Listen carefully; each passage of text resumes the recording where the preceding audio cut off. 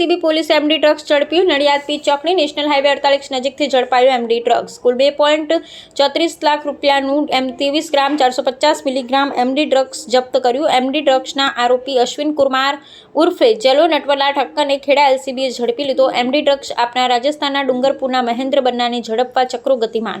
આરોપી અશ્વિન કુમાર અગાઉ પણ એનડીપીએસના ગુનામાં ઝડપાયો હતો। આરોપી અશ્વિન કુમાર ઉર્ફે જલો ઠક્કર 2.5 મહિનાથી જામીન પર છે। એમડી ડ્રગ્સ સહિત કુલ 7.41 લાખનો મુદ્દામાલ ખેડા એલસીબીએ જપ્ત કર્યો। રિપોર્ટર જનતા 9 લાઈવ। જી સર, જે વ્યક્તિ અત્યારે જે ધરપકડ કરવામાં આવી છે, કયા મામલામાં એની ધરપકડ? ગઈકાલે સાંજે જ્યારે એલસીબીની ટીમ એ વાહન ચેકિંગમાં હતી એ દરમિયાન તેઓને એક બાતમી મળેલી કે ટાટા હેરિયર ગાડીમાં જે શખ્સ છે અશ્વિન કુમાર જલો ઉર્ફે જલો ઠક્કર એ પોતાની ગાડીમાં એમડી ડ્રગ્સ જે મેફેડોન ડ્રગ્સ છે એ લઈ જઈ રહ્યો છે।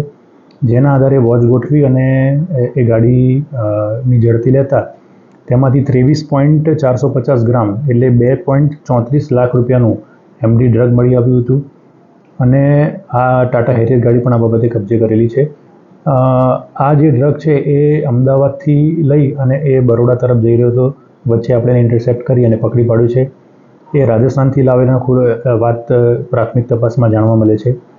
અશ્વિન જે પકડાયો છે એની વાત કરું તો એ 2023માં પણ એનડીપીએસના ગુનામાં પકડાયેલો છે, જેમાં 2.5 મહિનાથી એ જામીન ઉપર છે।